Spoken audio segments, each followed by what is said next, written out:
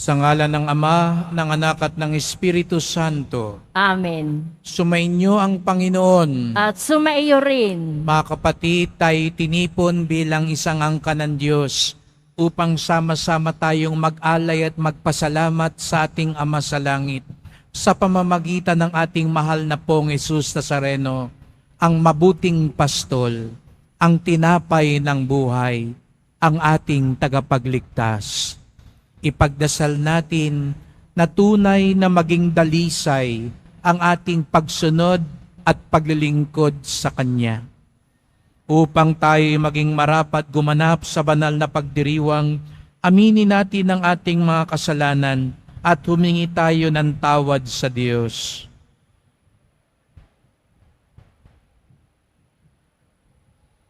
Panginoong Hesus, Ikaw ang daan patungo sa kaharian ng Ama.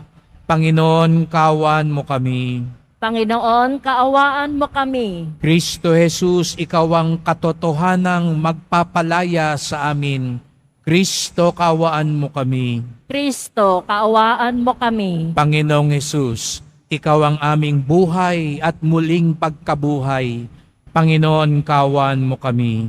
Panginoon, kaawaan mo kami. Kawan tayo ng makapangyarihan Diyos, patawarin tayo sa ating mga kasalanan, at patnubayan tayo sa buhay na walang hanggan. Amen. Papuri sa Diyos sa kaitasan.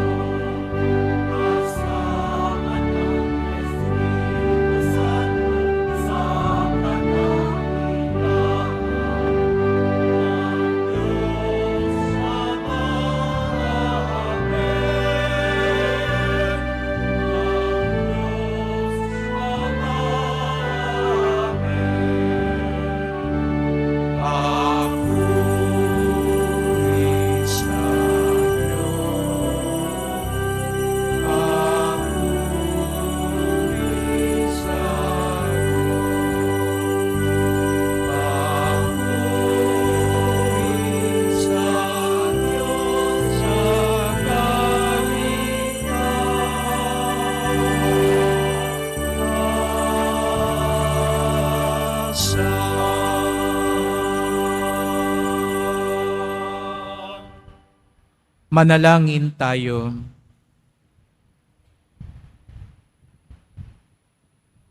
Ama naming makapangyarihan, ginagawa mong kami magkaisa ng kalooban. Ipagkaloob mo ang iyong mga utos ay aming mahalin. Ang iyong mga pangako ay hangarin naming tanggapin upang sa anumang pagbabago sa paligid namin, manatiling matatag ang aming loobin sa tunay na kasiyahang matatagpuan sa iyong piling. Sa pamamagitan ni Jesucristo, kasama ng Espiritu Santo, magpasawalang hanggan. Amen. Pagsiupo ang lahat.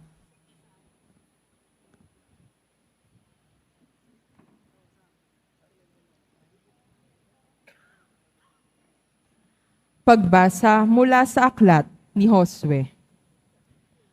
Noong mga araw na iyon, tinipo ni Josue sa Sikem ang lahat ng lipi. Pagkatapos, tinawag niya ang matatanda, ang mga hukom, ang mga pinuno at mga tagapangasiwa sa Israel, at sila'y humarap sa Panginoon. Sinabi niya, "Kung ayaw ninyong maglingkod sa Panginoon, sabihin ninyo kung kanino kayo maglilingkod.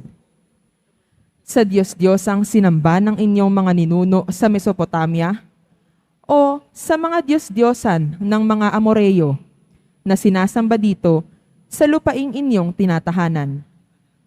Ngunit ako at ang aking angkan ay sa Panginoon lamang maglilingkod." Sumagot ang bayan, "Wala kaming balak na talikuran ang Panginoon at maglingkod sa mga Diyos-Diyosan. Ang Panginoon na ating Diyos ang siyang humango sa atin sa pagkaalipin sa Ehipto. Nasaksihan din namin ang mga kababalaghang ginawa niya upang tayo'y maingatan saan man tayo mapadako at mailigtas sa mga kaaway na ating nadaanan. Kaya't kami rin ay sa Panginoon maglilingkod. Siya ang ating Diyos." Ang salita ng Diyos. Salamat sa Diyos.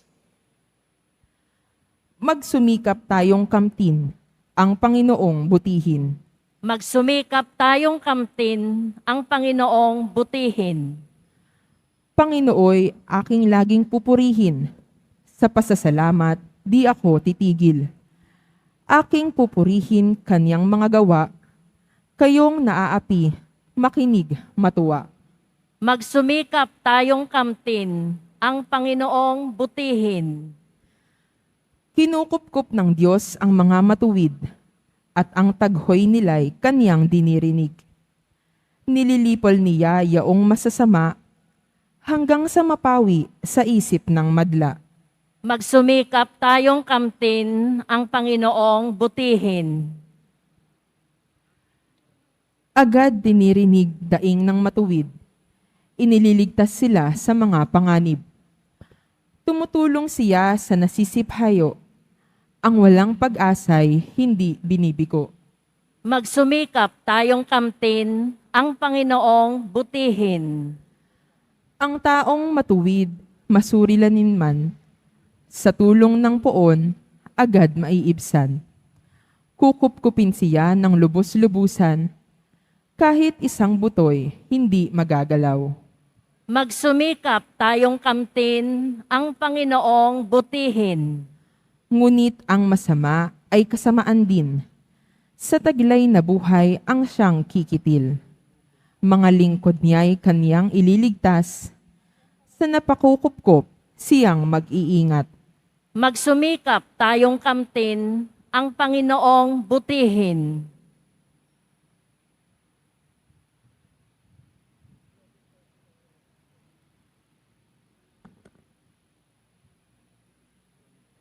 Pagbasa mula sa sulat ni Apostol San Pablo sa mga taga-Efeso. Mga kapatid, pasakop kayo sa isa't isa, tanda ng inyong paggalang kay Kristo.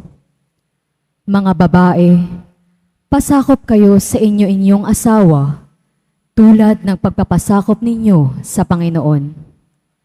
sapagkat ang lalaki ang ulo ng kanyang asawa, tulad ni Kristo na siyang ulo ng simbahan, na kanyang katawan at siyang tagapagligtas nito. Kung paanong nasasakop ni Kristo ang simbahan, gayon din naman ang mga babae dapat pasakop ng lubusan sa kani-kanilang asawa. Mga lalaki, ibigin ninyo ang inyo-inyong asawa gaya ng pag-ibig ni Kristo sa simbahan.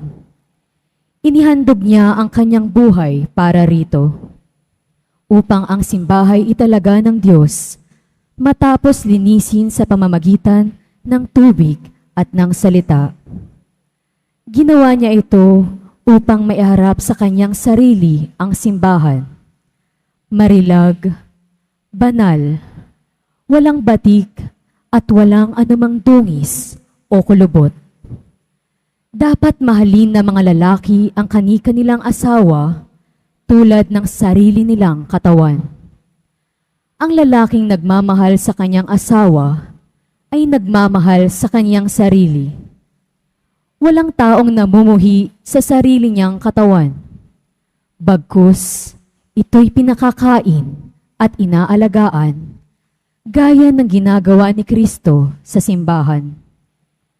Tayo'y mga bahagi ng kanyang katawan. Dahil dito, iiwan ng lalaki ang kanyang ama't ina at magsasama sila ng kanyang asawa at sila'y magiging isa. Isang dakilang katotohanan ang inihahayag nito, ang kaugnayan ni Kristo sa simbahan, ang tinutukoy ko.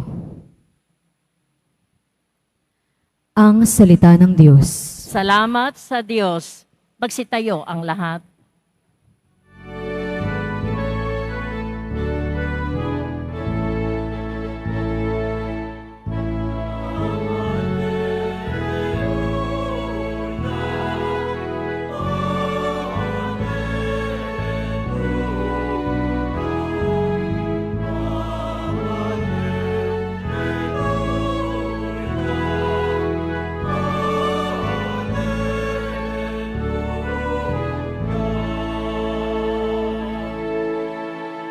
Espiritong bumubuhay, ang salita mo may kapal,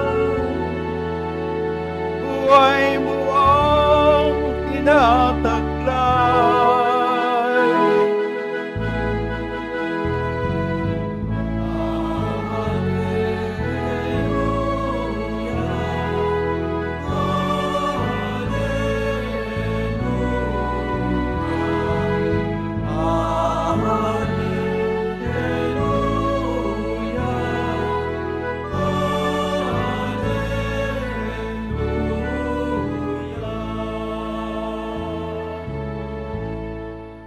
Sumainyo ang Panginoon. At sumaiyo rin. Ang mabuting balita ng Panginoon ayon kay San Juan. Papuri sa iyo, Panginoon. Noong panahong iyon, marami sa mga alagad ni Jesus ang nagsabi, "Mabigat ang pananalitang ito. Sino ang makatatanggap nito?" Alam ni Jesus na nagbubulong-bulungan ang kanyang mga alagad tungkol dito, kaya sinabi niya, "Dahil ba dito'y tatalikuran na ninyo ako? Ganon pa kaya kung makita ninyong umaakyat ang anak ng tao sa dati niyang kinaroroonan? Ang Espiritu ang nagbibigay buhay. Hindi ito magagawa ng laman. Ang mga salitang sinabi ko sa inyo ay Espiritu at buhay. Ngunit may ilan sa inyong hindi nananalig sa akin, sapagkat talastas ni Jesus buhat pa noong una kung sino-sino ang hindi nananalig sa Kanya at kung sino ang magkakanulo sa Kanya. Idinugtong pa niya, iyan ang dahilan, kaya ko sinabi sa inyo na walang makalalapit sa akin malibang loobin ito ng Ama. Mula no'y marami sa Kanyang mga alagad ang tumalikod at hindi na sumama sa Kanya. Kaya't Tinanong ni Jesus ang 12, ibig din ba ninyong umalis? Sumagot si Simon Pedro, Panginoon, kanino po kami pupunta? Nasa inyo ang salitang nagbibigay ng buhay na walang hanggan. Naniniwala kami at ngayon natitiyak namin, kayo ang banal ng Diyos.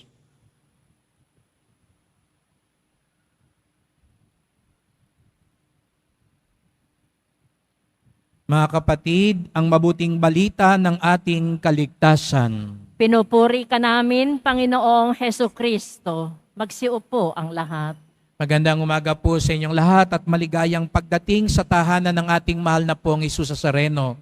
Pinagdarasal din natin ang mga nasa online, lalo na po mga may sakit, nag-aalaga sa may sakit, at mga kababayan kadeboto natin mula sa iba't ibang panig ng bansa at daigdig na nais sumama sa misa dito sa Quiapo, sa Basilica Minor at pambansang dambana ni Hesus Nazareno. Araw ng linggo, araw ng Diyos, araw ng simbahan, at tayong lahat ay narito sapagkat tinipon tayo ng Diyos, mahal tayo ng Diyos. Kaya bigyan natin ng papuri, parangal at pasasalamat ang ating minamahal na Nuestro Padre Hesus Nazareno. Sabihin mo nga sa katabi mo, salamat at nandito ka. At sa kabila naman sabihin mo, at dahil dyan, pagpapalain ka ng Diyos. Ang naniniwala na pagpapalain sila ng Poong Nazareno, pumalakpak ng mas malakas.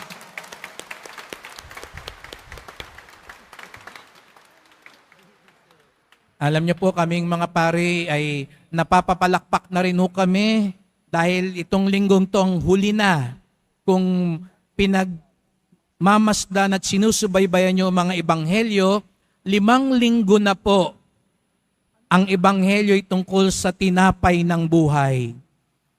Kaya hirap na rin kaming magnilay sa tinapay ng buhay dahil iisa lang ang kwento. Ito lang ang ebanghelyo na 5 linggo, sunod-sunod, isang kwento lang ang pinagmulan. Ibig sabihin nun, napakahalaga ng ebanghelyong ito. Juan 6. Kung matatandaan nyo, dahil nga ito na 5 linggo, 4 na linggo na ang nakalipas, nag-umpisa ang kwento nung himala ng pagpapakain ng mga tao. Naalala nyo po yun? Higit 5,000 tao pinakain ni Hesus Nazareno sa pamamagitan lamang ng 5 tinapay at 2 isda. At dahil doon, dumami ang followers ni Hesus Nazareno. Marami nang humahabol sa kanya. Pero hindi natuwa si Hesus Nazareno. Bakit daw po? Dahil nung naghimala siya, ang hinanap na ng tao, hindi siya, kung hindi yung tinapay. Gusto siyang gawing hari. Kaya anong ginawa ni Hesus Nazareno? Umalis siya, iniwan niya yung mga tao. Nag-walk out ang Panginoon. Kasi ayaw niya yun. Ayokong gagawin niyo lang akong hari kasi may makukuha kayo sa akin. Dahil ba nagbigay ako ng tinapay, nagbigay ako ng ayuda? Ang ganda raw na panuntunan nun, no? Kasi sa mundo natin, sino yung pipiliin mong leader? Yung nagbigay ng pera. Yun ang boboto ko. Ayan. Sino ang pipiliin kong leader? Yung maraming ayuda. Tandaan nyo, si Hesus Nazareno, tinanggihan niya yan. Ayokong maging hari dahil lang sa ayuda. Ayokong yan ang dahilan, kaya lang kayo susunod sa akin. Pero matigas ang ulo ng mga tao. Hinabol pa rin si Hesus Nazareno. Inunahan pa nga siya sa Capernaum.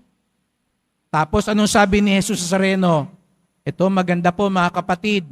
Tuwing linggo, isipin natin lagi itong tanong ni Hesus Nazareno noon ay tanong pa rin niya ngayon sa atin. Kaya ka ba narito dahil sa akin o dahil sa hihingin mo sa akin? aminin. Kaya ka ba nandito dahil sa akin o dahil sa tinapay? Kaya ka ba nandito dahil sa akin o dahil may hinihingi ka? Baka pag wala ka nang hinihingi, wala ka na dito. Baka pag hindi ko na ibigay yung dinadasal mo, kalimutan mo na ako. Di ba minsan tayo may ganyang hugot? Kaya mo naman ako kinakaibigan kasi alam mo, ako lagi sumasagot ng merienda eh. Pag hindi na ba kita ililibre, sasama ka pa rin sa akin. Ayan, ha? Di ba? Ganun tayo.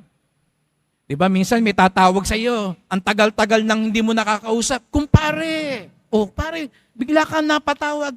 Alam mo naman, ikaw talagang kaibigan ko. Ang dami pang ano. Tapos maya-maya, pare, meron ba tayo dyan? Pwede bang mangutang? Ayan.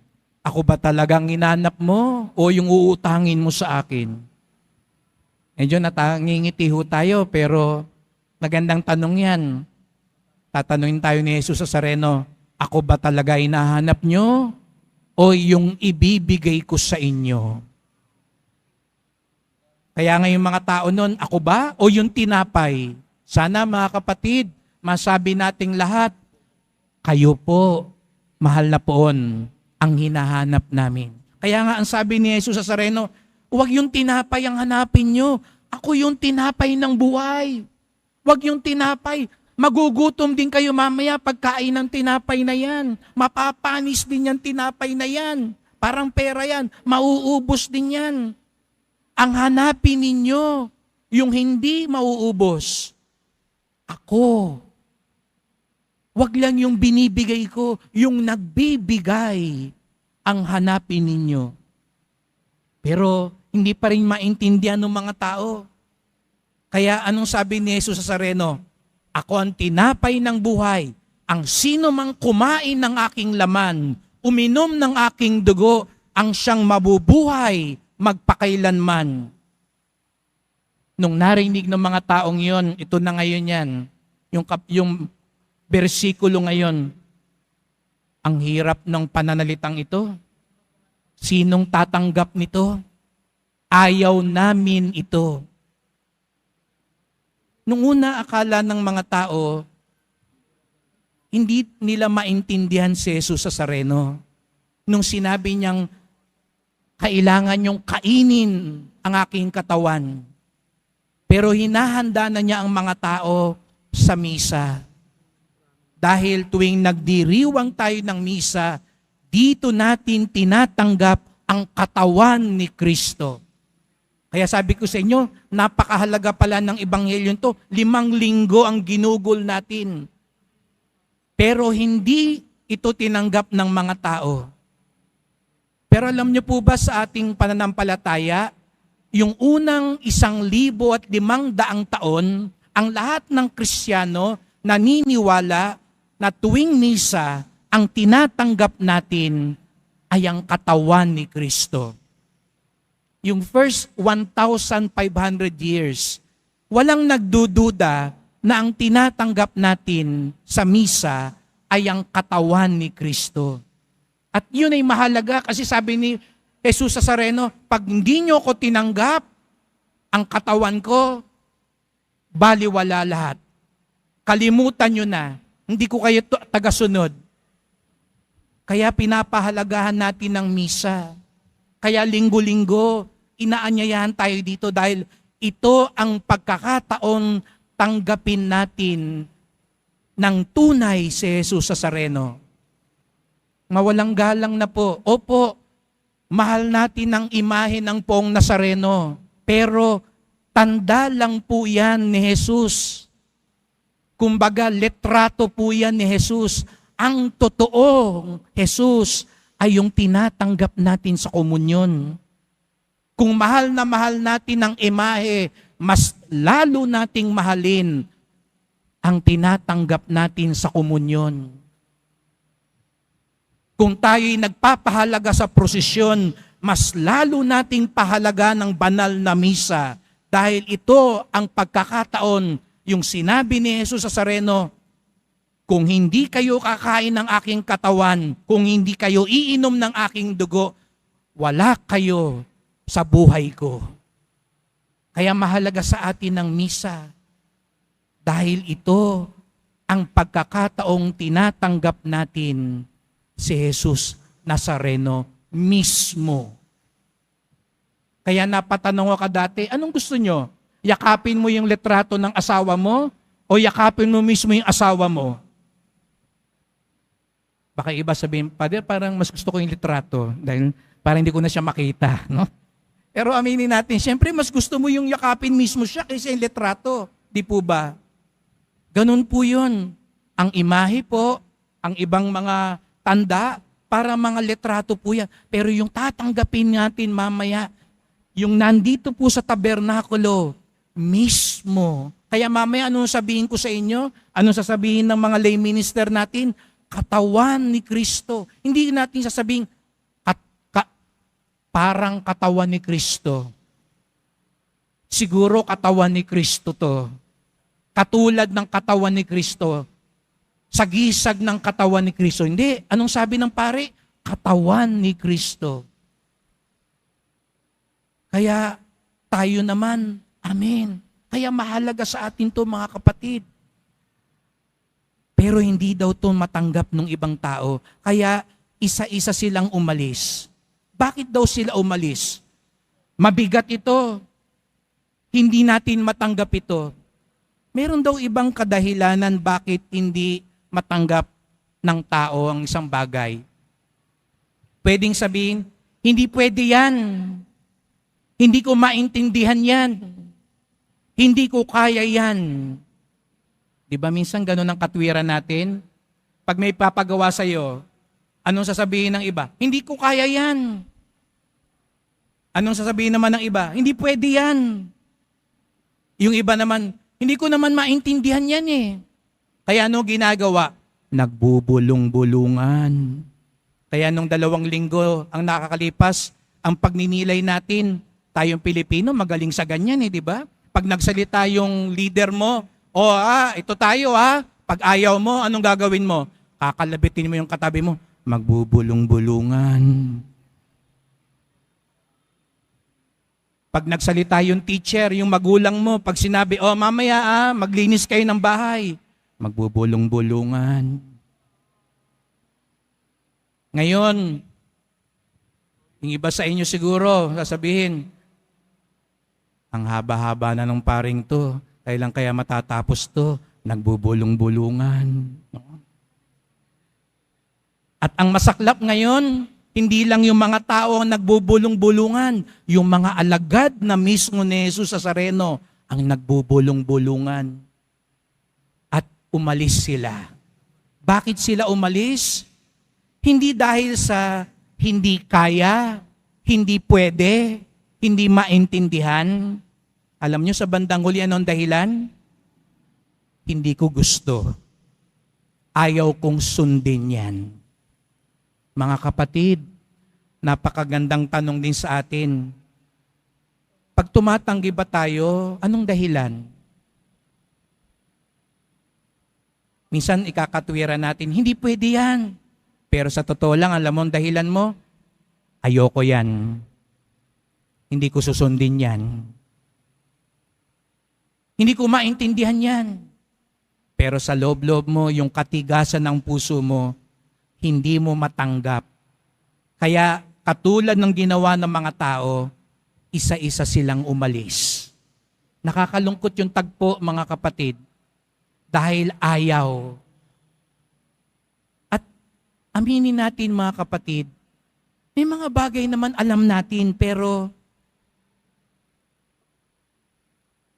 ginugusto pa rin natin. May kasabihan tayo, di ba mga kapatid? Ang magnanakaw, galit sa kapwa magnanakaw. Bakit? Hindi ba kayo nagtataka nun? Magnanakaw ka, tas galit ka sa kapwa magnanakaw. Isa lang ibig sabihin nun. Ibig sabihin mo, alam mong masama yung pagnanakaw. Kaya ka galit sa magnanakaw. Lalo na pag ikaw pa ang pinagnakawan. Pero pag ikaw ang nagnakaw, okay lang. Ba't ganun? Galit ka pag pinagsisinungalingan ka, pero pag ikaw nagsisinungaling, okay lang. Pag sinabihan ng iba, huwag magsisinungaling. Alam naman nating mali magsinungaling eh. Pero bakit ginagawa natin yon? Kasi ginusto pa rin natin. Kaya sa bandang huli, ang tanong, gusto ba talaga nating sumunod? Pwede bang kainin natin yung pride? Ang dami nating katwiran, pero sa bandang huli, ang talagang dahilan, ayaw ko lang sumunod. Kaya, biruin niyo yun, 5,000 tao. Mas marami pang tao dito ngayon sa simbahan. Tingnan niyo sa pag-iisip niyo, nakatayo si Jesus sa Sareno dito, tapos isa-isang umaalis yung mga tao. At ang natira yung 12 alagad. Tumingin sa kanila si Jesus sa Sareno at ang sabi, ibig din ba ninyong umalis? Kasi ayaw niyong sumunod? Kasi ayaw niyong tanggapin ang sinasabi ko? Maraming leader dito. Di ba minsan tatanungin natin yung mga kasamahan natin, aalis ba kayo? Minsan ang daming katwiran, pero alam natin ang bandang huli ang talagang katwiran lang. Ayokong sumunod sa'yo. Ako ang masusunod. Yung paraan ko ang dapat mangyari. Ngayon sinasabi sa atin ni Jesus sa Sareno, ganun ba talaga tayo? O gusto mo nang umalis dahil ayaw mong sumunod sa gusto kong sabihin sa inyo?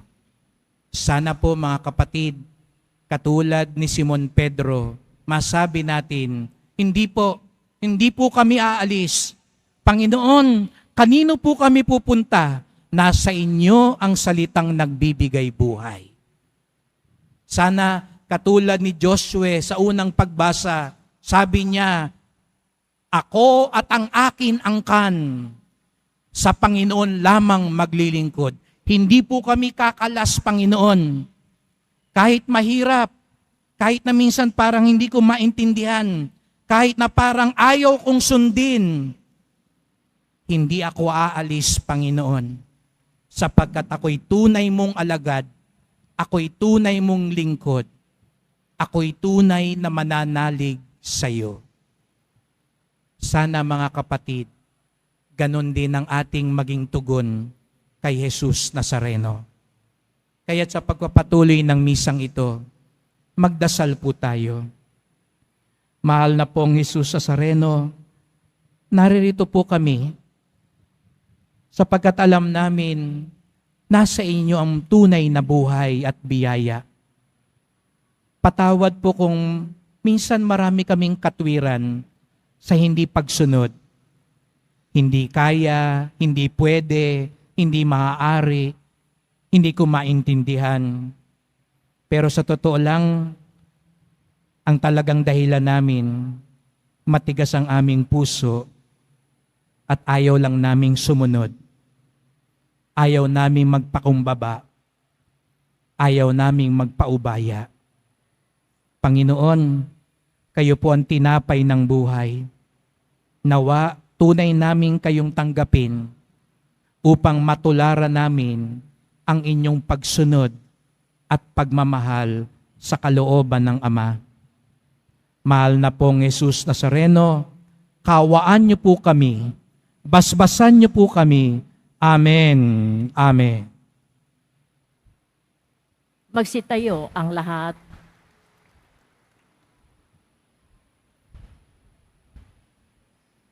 Sumasampalataya ako Sa Diyos amang makapangyarihan sa lahat, na may gawa ng langit at lupa, sumasampalataya ako kay Kristo, iisang anak ng Diyos, Panginoon nating lahat, nagkatawang tao, siya lalang ng Espiritu Santo, ipinanganak ni Santa Mariang Birhen, pinagpakasakit ni Poncio Pilato, ipinako sa krus na matay, inilibing, nanaog sa kinaroroonan ng mga yumao, nang maikatlong araw, nabuhay na mag-uli, umakyat sa langit, naluluklok sa kanan ng Diyos amang makapangyarihan sa lahat.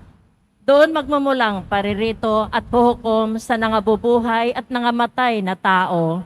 Sumasampalataya naman ako sa Diyos Espiritu Santo, sa banal na simbahang katolika, sa kasamahan ng mga banal, sa kapatawaran ng mga kasalanan, sa pagkabuhay na muli na nangamatay na tao, at sa buhay na walang hanggan. Amen. Mahal ko mga kapatid, manalangin tayo sa Diyos nating Ama upang maging matatag tayo sa ating pananampalataya.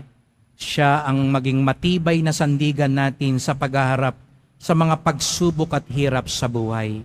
Ang ating tugon, Panginoon, dinggin mo kami. Panginoon, dinggin mo kami. Maging lakas nawa ng Santo Papa, mga obispo, mga pari, at mga diakono ang salita ng Diyos upang patuloy nilang ipahayag ang mabuting balita ng buong sigasig at katapatan. Manalangin tayo. Panginoon, dinggin mo kami. Manalig nawa kay Jesus ang salitang nagbibigay buhay, ang mga namumuno sa ating bayan, at huwag silang masilaw sa kayamanan at kapangyarihan. Manalangin tayo.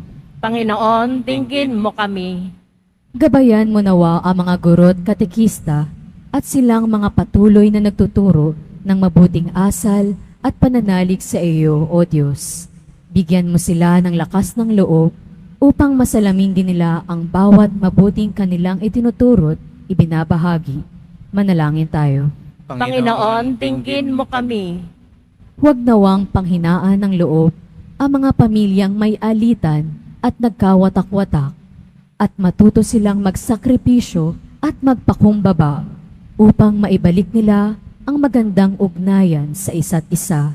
Manalangin tayo. Panginoon, dinggin mo kami.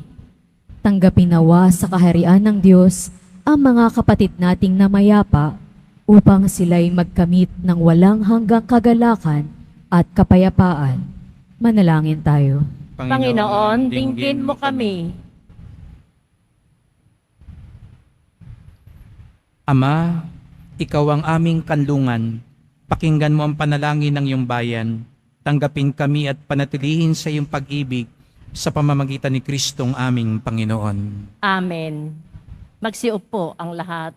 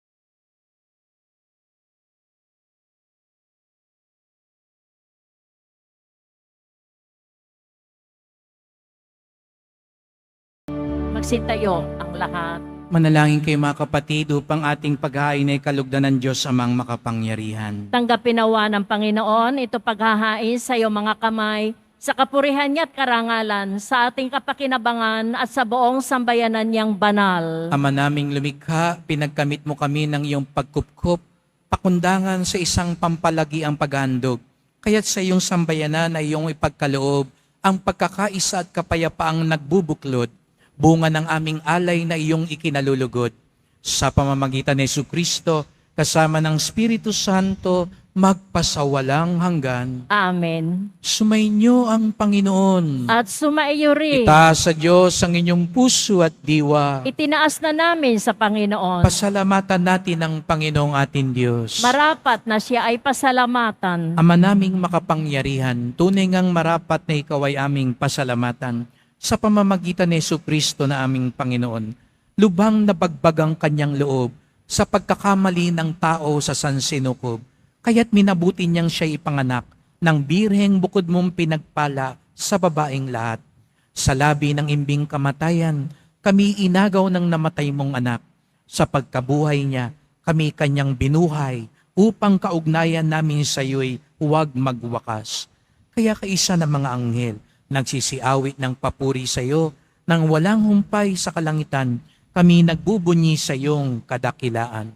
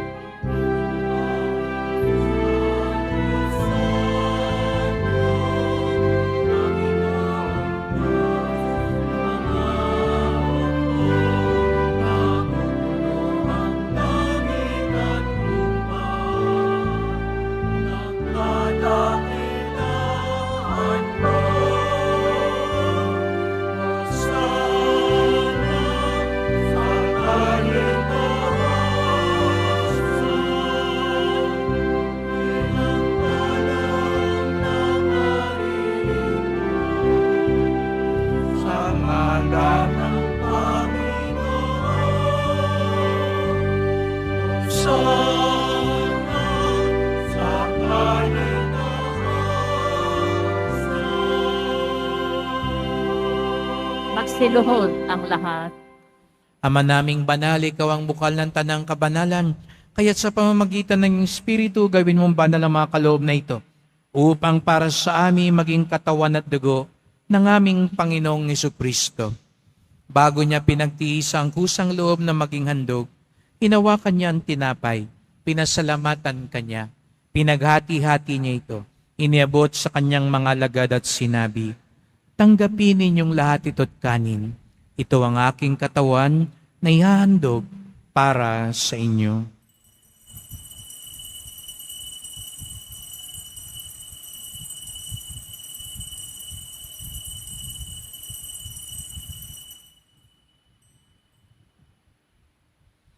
Gayon din naman ang matapos sa ngapunan, hinawakan niya ang kalis, muli kanyang pinasalamatan. Iniabot niya ang kalis sa kanyang mga lagad at sinabi, "Tanggapin ninyong lahat ito't inumin. Ito ang kalis ng aking dugo, ng bago't walang hanggang tipan. Ang aking dugo na ibubuhos para sa inyo at para sa lahat sa kapagpapatawad ng mga kasalanan. Gawin niyo ito sa pag-alala sa akin."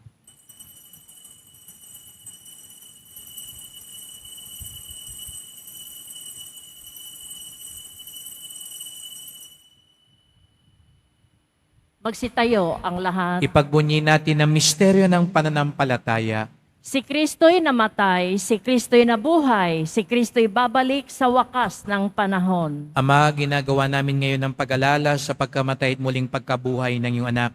Kaya tinalay namin sa iyo ang tinapay nagbibigay buhay at ang kalis nagkakaloob ng kaligtasan. Kami nagpapasalamat dahil kami yung minarapat na tumayo sa harap mo para maglingkod sa iyo.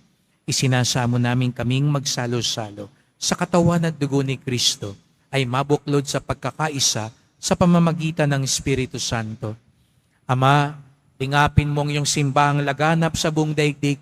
Puspusin mo kami sa pag-ibig kaysa ni Francisco naming Papa, ni Jose naming Obispo at ng Tanang Kaparian. Alalahanin mo rin ang mga kapatid naming nahimlay na may pag-asang sila'y muling mabubuhay. Gayon din ang lahat ng mga pumanaw. Kawan mo sila at patuloyin sa iyong kaliwanagan. Kawan at pagindapating kaming lahat na makasalo sa iyong buhay na walang wakas. Kaisa ng mahal na Birheng Maria, Ina ng Diyos, ng kabiyak niyang pusong si San Jose, ng mga apostol, ni San Juan Bautista at lahat ng mga banal na namuhay dito sa daigdig ng kalugod-lugod sa iyo. May pagdiwang nawa namin ang pagpupuri sa ikararangal mo sa pamamagitan ng iyong anak, naming Panginoong Jesucristo. Sa pamamagitan ni Kristo, kasama niya at sa Kanya, ang lahat ng parangal at papuri ay sa iyo, Diyos Amang makapangyarihan, kasama ng Espiritu Santo, magpasawalang hanggan.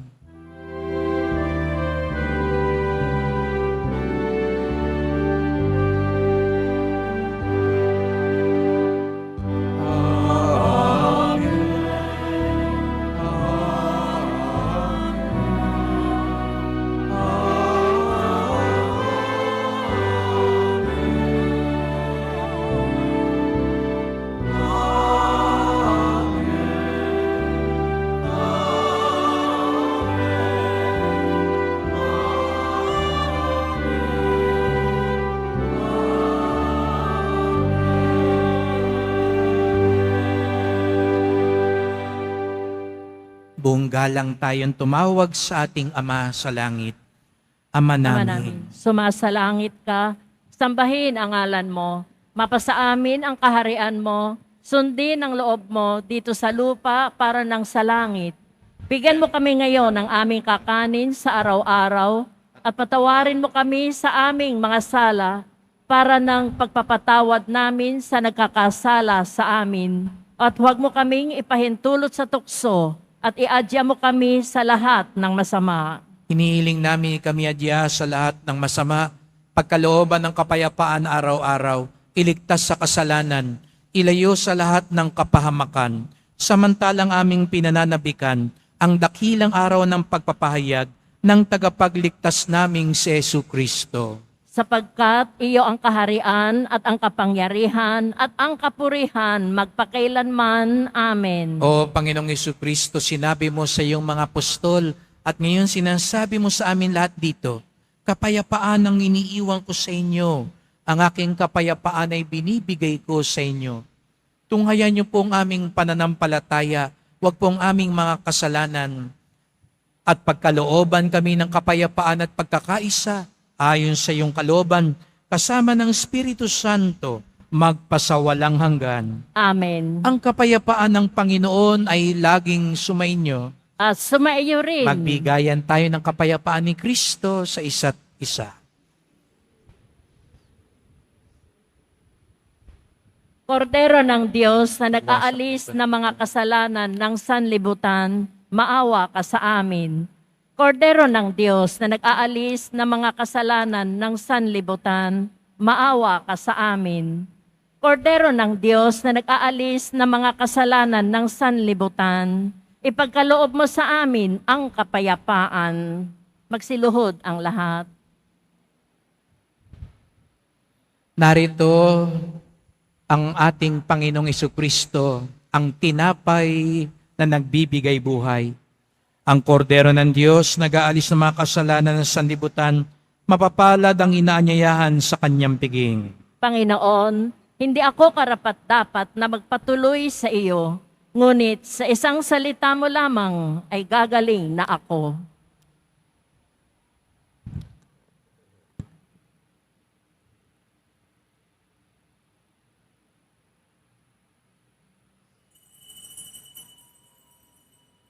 Para sa lahat ng tatanggap ng banal na komunyon, sasagot po tayo ng amen pagkasabi ng pari o ng lay minister ng katawan ni Kristo at isubo agad sa bibig bago umalis sa harapan ng pari o lay minister. Sumunod po tayo.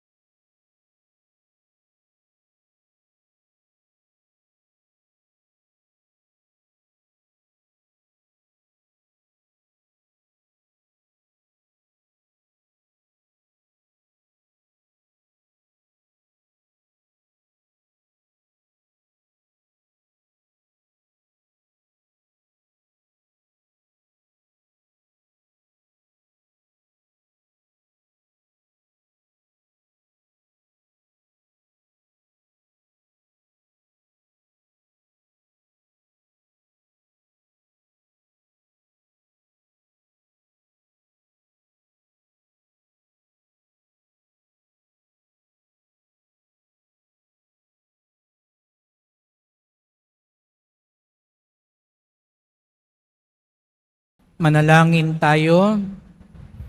Ama naming mapagmahal, lubusin mo sa amin ang kagalingang bigay ng iyong pag-ibig na ngayon ipinagdiriwang at kami naway magkaroon ng ganap na kaunlaran upang sa lahat ng aming pinagkakaabalahan, ikaw ay aming mabigyang kasiyahan sa pamamagitan ni Jesucristo kasama ng Espiritu Santo magpasawalang hanggan. Amen. Salamat po sa inyong pagpunta sa Quiapo. Ingat po kayo sa pag-uwi. Salamat po sa mga naglingkod sa misa at sa mga tumulong sa simbahan. Umupo lang po sa muna sandali. Sandali lang po itong pag-upong ito. Alam natin ang ating simbahan ay ginawang pambansang dambana ni Jesus Nazareno. At dahil doon, ang ating pangarap na ang dambana ni Jesus Nazareno ay maging tahanan ng bawat Pilipino, tumatanggap ng deboto, nagsusugo ng disipulo. At gaya ng isinaad sa Ebanghelyo nitong 5 linggo, napakahalaga ng misa sapagkat ito ang pagkakataon nating tanggapin ang katawan ni Kristo. Dahil pag wala daw yon, malinaw na malinaw, sabi ni Jesus Nazareno, pag hindi nyo tinanggap ang aking katawan, wala tayong kinalaman sa isa't isa. Lahat ng debosyon, lahat ng prosesyon, lahat ng sakripisyo, dinadala lahat sa misa. Kaya naman, pinapahalagahan natin ang misa dito sa Quiapo. At kaugnay sa pagpapahalaga ng misa ay maramdaman ng bawat deboto na ang dambana ni Jesus Nazareno ay tahanan ninyo. Kaya nga, matapos ng matagal na panahon, nagkaroon tayo ng paghuhubog sapagkat lalo na po ang ating mga hijos del Nazareno, sila ang unang tumatanggap sa inyo pag kayo magsisimba sa Quiapo. Kaya't nais natin paigtingin ang kanilang paghuhubog upang maging maayos at mabiyaya ang pagpunta nyo sa Quiapo. At natutuwa po kung iulat sa inyo, may unang batch po na tumugon na paigtingin natin yung ushering para tunay na maging dambana at tahanan ang simbahan ng Quiapo. May mga magigiting na mga ihos tayong nung sinabi kong mag-training tayo ng ushering, hindi ang sagot nila, hindi pwede, hindi kaya, hindi ko maintindihan yan. Ang sagot nila lang po, opo, katulad ni Pedro sa Ebanghelyo. At sana walang mag-walk out, katulad nung ginawa sa Ebanghelyo ngayon, nung ayaw sumunod, umalis na lang. Pero wag din naman yung ayaw sumunod, ayaw pa rin umalis. Kaya sana magtulong-tulong tayo at ang unang batch po, ang tawag sa kanila, batch 1. Sa pangalan ni Juan Bautista at sana mula din ngayon kayong batch, mahalin nyo yung 1-6. Dahil yung panahon na kayo hinuhubog, yun ang Ebanghelyo, 1-6.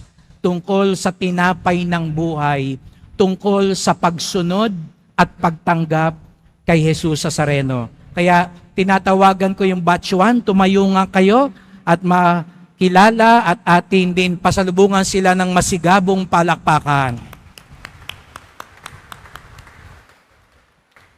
So simula ngayon, silang una pa lang, marami pang ibang ihos natin ang sasali. Nakita nyo po, naka-ID po sila para ito po yung tanda ng mga tumatanggap sa inyo. Sila pong opisyal na tagatanggap sa simbahan ng Quiapo. Kaya tingnan nyo maigi sila, dapat laging nakangiti, ha? Laging magalang, sumbong nyo sa akin, ha? Pag nasungitan kayo. No? Pero biro lang po. Pero sila po ang magpaparamdam sa inyong lahat, sa ating lahat, na ang tahanan ni Jesus Nazareno ay tahanan natin. At alam ko marami pang mga ihos ang gustong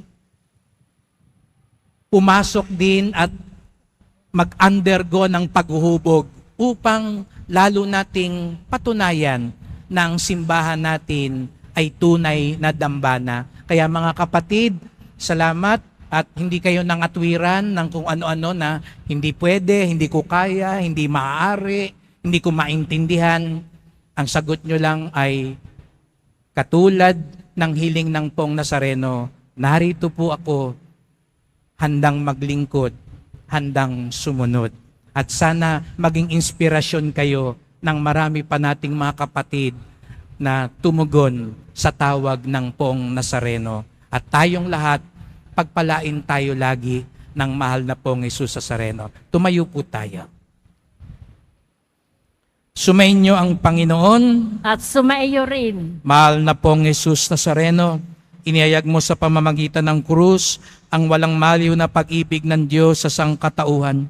Pakinggan mo ang kahilingan ng iyong angkan na nagsusumamo sa iyo. Makamtanawa nilang iyong katugunan at tanggapin ang kasagutan ng may utang na loob na tinatanaw. Basbasan din po ninyo ang dala nilang mga imahen at dasalan sa pamamagitan ng bendisyon na ito, naway maala nila ng mga pangako sa binyag na ikaw ang kanilang iibigin at paglilingkuran bilang Panginoon magpasawalang hanggan.